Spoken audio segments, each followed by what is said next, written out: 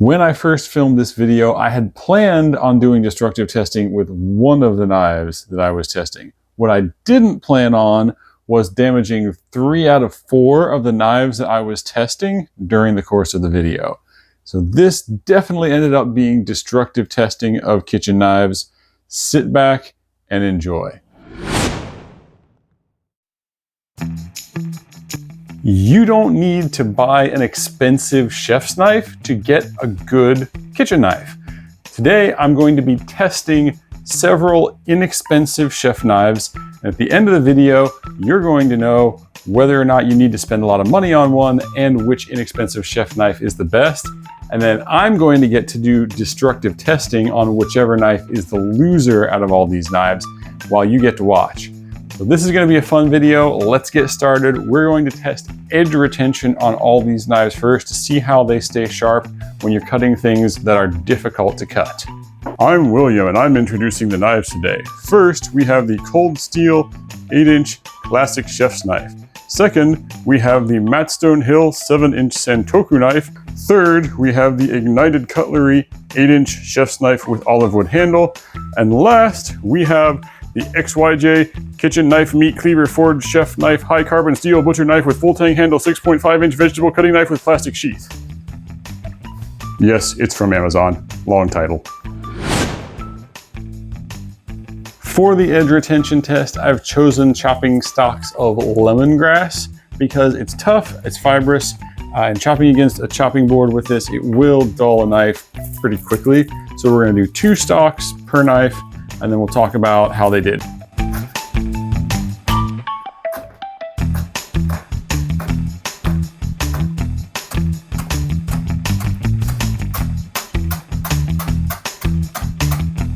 After that test, neither the Cold Steel nor the Ignited Cutlery shows any sign of having any more dullness to the edge. These are both still razor sharp. The Santoku knife, the Mattstone Hill, is still sharp as well, but there is a noticeable, if I'm running my fingers across it, just a little bit of a dull area right here where I was doing the most cutting on the lemongrass. The XYJ also has a little bit of dulling. It's still, again, they're still pretty sharp. They're still going through the paper just fine. But I can tell up here it's just a little sharper than it was down here. I also want to talk about how they felt when they were doing it. So the Cold Steel, no issues. The XYJ had a slight issue that I'm going to talk about, although for this test it didn't actually cause a problem, but it probably will here with some things.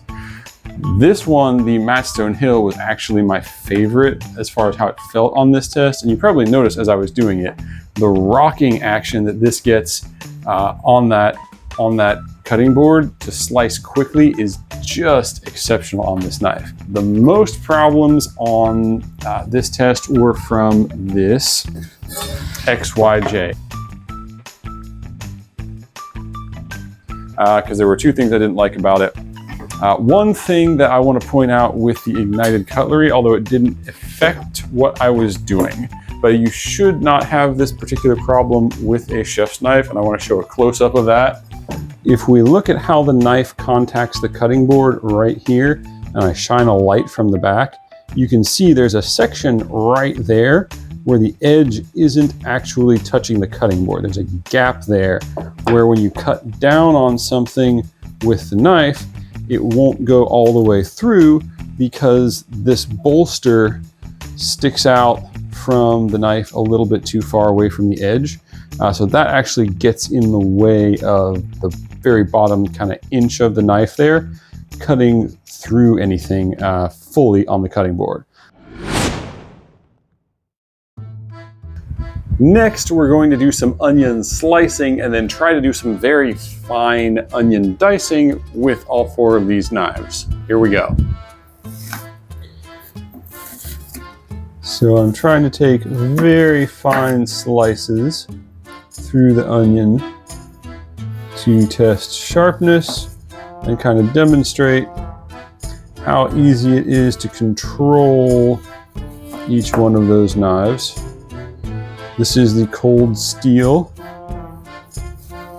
and it is doing quite well.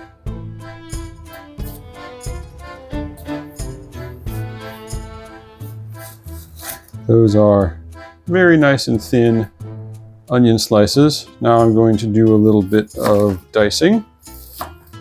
We will use the technique by a chef that I will not name, but whose name rhymes with Gordon Ramsay. Nice fine dice of the onion.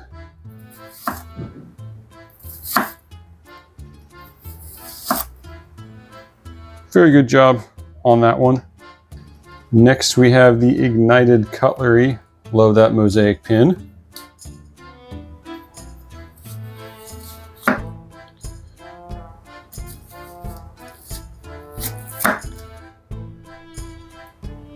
If anything, this one is maybe a little easier to do the thin slices with because the blade is just a little bit thinner. If you look at the profile, it's not much, but it's subtly, especially back toward the handle, just a little thinner. And that makes it go through the onion rather nicely. I slipped out there, you can see that. All right, let's do some dicing.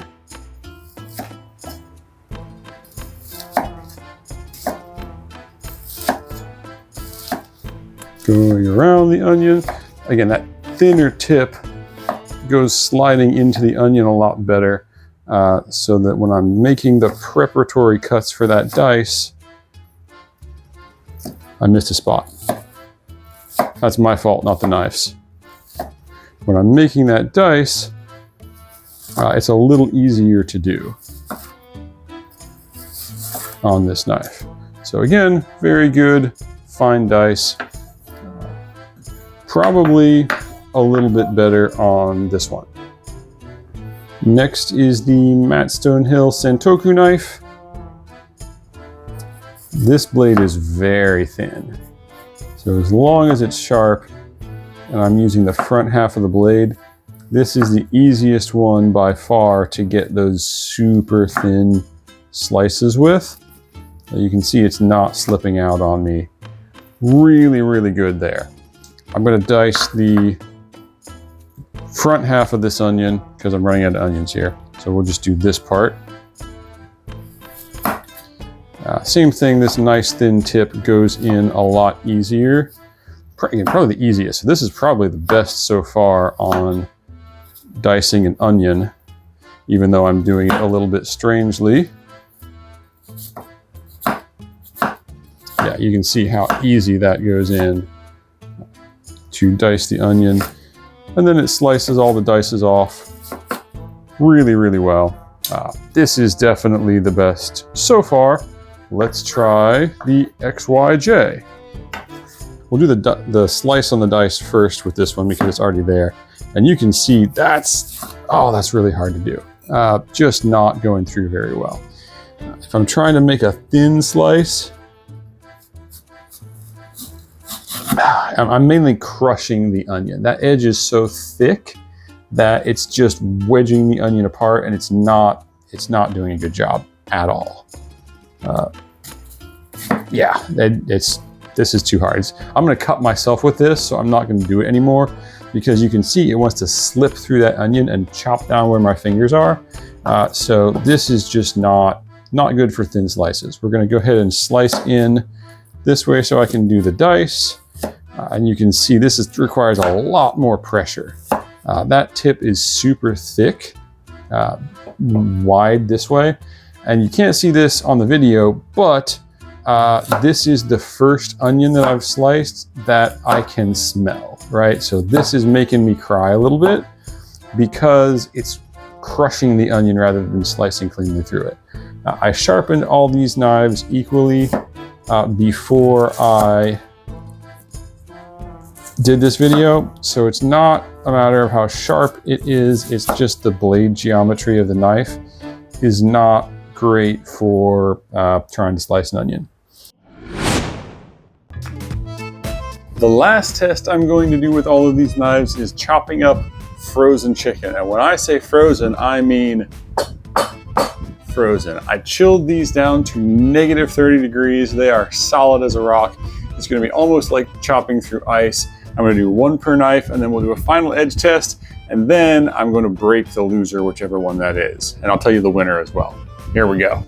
We're starting again with the cold steel.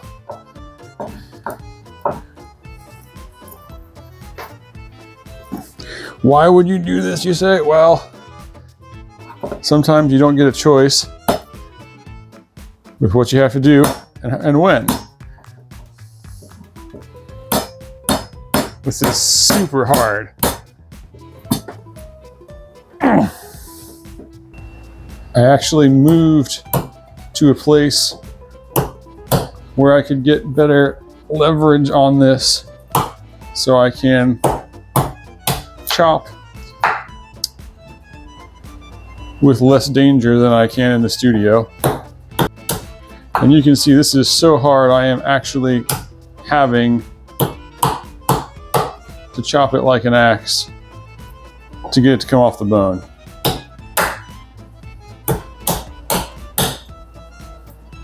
Next is the ignited cutlery.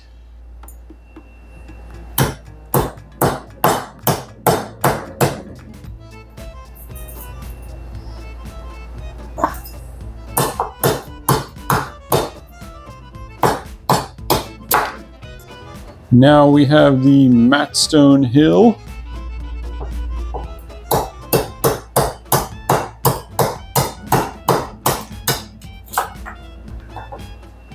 Ooh, so you can see on this one, I've actually bent that knife.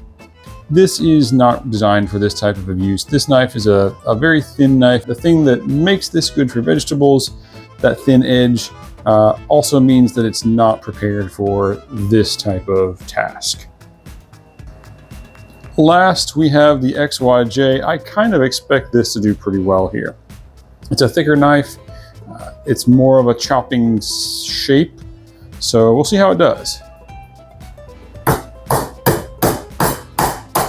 All right, that actually did pretty well. It held up, and it does do chopping very well. It is a more chopping shape. Let's talk final conclusions on these knives. We will pick a winner, and we will more importantly pick a loser, and then you get to see me break it. Destructive testing coming up soon.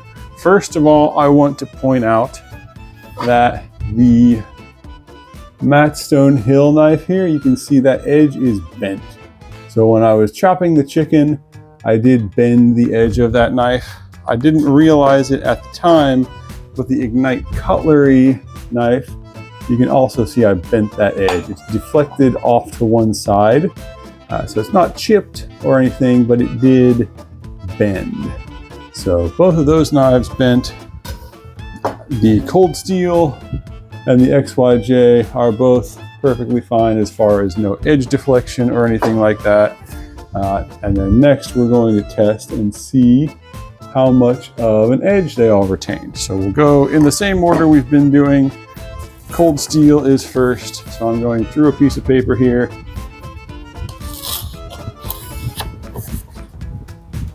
Initially some tearing there. Okay, so it is still sharp. Maybe a dull spot back there toward the bottom. I had a fold there. There we go. Overall, pretty sharp, and it's still not something I could run my finger along. So definitely edge held up good on that one. The Ignite cutlery, I don't know how this is gonna go through the paper. We'll try it. Yeah, that's still very sharp. Even the part of the edge that's deflected is sharp. Let's do the whole thing down here. So same thing as the cold steel, a little bit of a dull spot down here toward the bottom of the blade, but the rest of it is still very sharp. So also good edge retention there. Let's do the Matt Stone Hill next. There's a little bit of dulling in that deflection. Again, not bad though. Mostly a matter of the fact that it's not designed for that. You can see even that deflected area is still plenty sharp. I will say in my long-term test, I used all of these for a few months in the kitchen before doing this. This one didn't stay quite as sharp long-term as either of the classic chef knife shapes. XYJ, I can feel, I mean, it doesn't feel particularly sharp. I feel like it's a little duller toward the middle of the blade. Let's test it. Still slicing paper well. So the actual edge held up really well. I would say this knife would probably be best for just chopping things. I really wouldn't want to use this for much vegetable prep. The edge is just too thick for that. The steel seems to be holding up just fine, largely because it's really thick. So if you need a cleaver and you want a small one, this would be a good small cleaver, but it's not really a kitchen knife.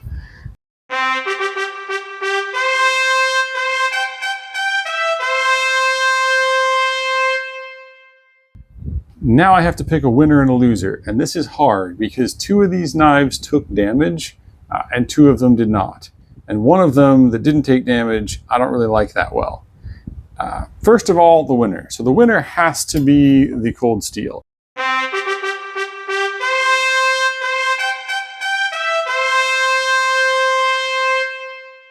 It did everything pretty well. It wasn't the best at some of the finer things because it's a thicker blade, but it took no damage. It held a good edge. You know, that's the best knife for your money, I think, in this test.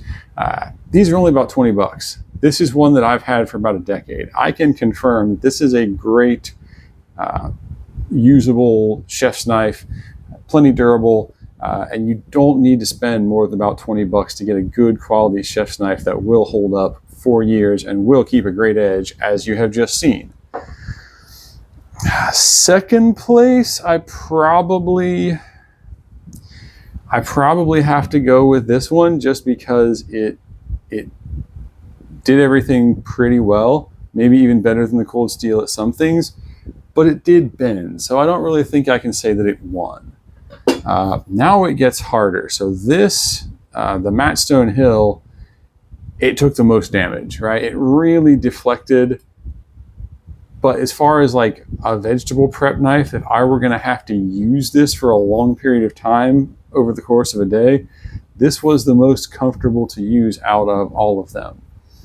I have a hard time saying that it lost because it was the best onion dicer, but it really did take a lot of damage. This is kind of hard, but I think the XYJ has to be my loser in this video. It did the best on the chopping, but this was not comfortable to use. It has sharp edges everywhere. It's just not a very practical knife. It has the least cutting surface. It was the hardest to cut vegetables with. I couldn't dice an onion without making myself cry with it. There is a reason why kitchen knives aren't shaped like this. Does this have its place in your man cave? Sure, but this is not a real kitchen knife. There's a reason they don't make them like this. While it's cool, this will just end up hanging on a wall at my house. It won't really get used when I have these other knives. So I think, although it didn't take any damage, this has to be my loser. But the good news is, now I get to see if I can break it. So let's go do some destructive testing on this knife.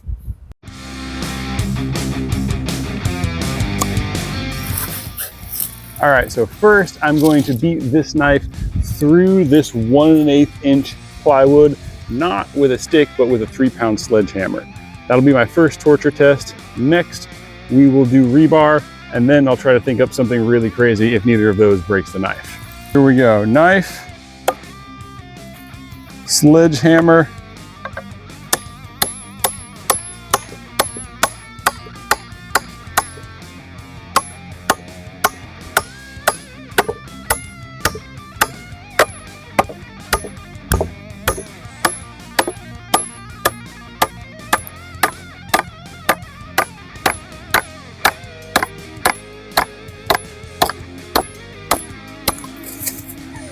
there we go. Some spine marks, but it's not broken yet. Let's go one more time.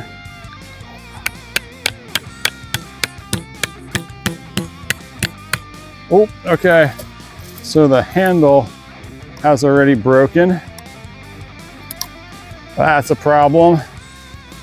Definitely not intact there anymore.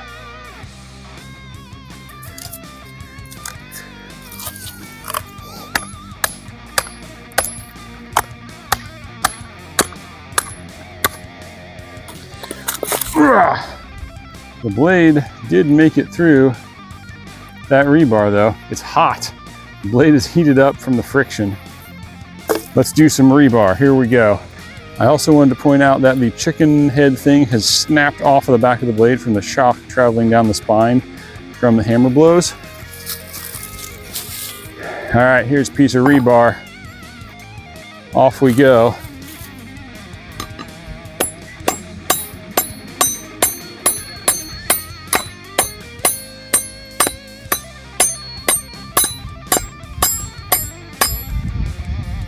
All right, definitely the rebar is winning on that one.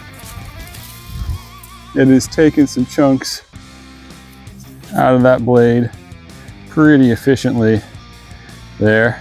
We're gonna keep going though.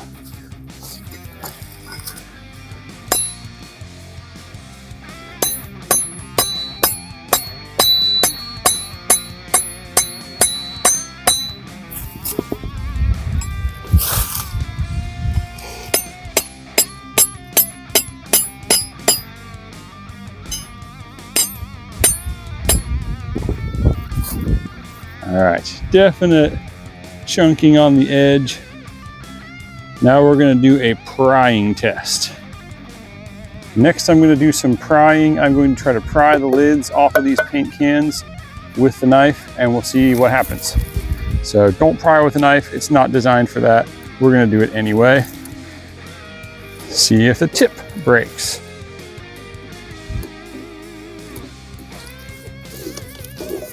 That's actually doing phenomenally well.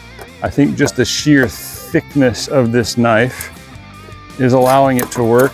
So that actually worked just fine. Smaller can, maybe a little stiffer. This is doing way better than it should. I thought I might break the tip off of this thing.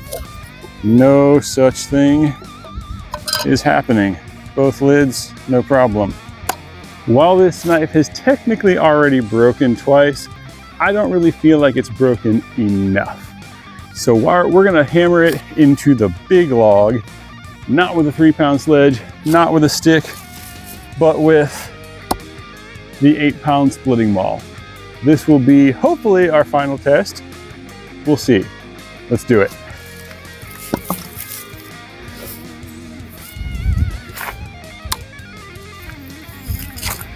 Don't try this at home, kids.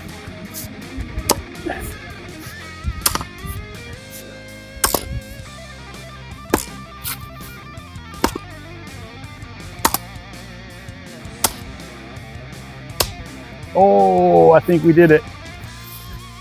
Now we got to get it out. All right. Success or failure, depending on how you define it. I have cracked that blade completely through. There is no more front half of that blade. So we have succeeded at failing. We have tested the knife to failure. If you enjoyed this video, please give it a like. If there are other types of knives you would like to see torture tested or other video formats you would like to see, leave a comment below, please. Also, if there are other kitchen knives that you like or you would like to see more kitchen knife content, please leave a comment below. Hopefully this was as much fun for you as it was for me. Have a nice day.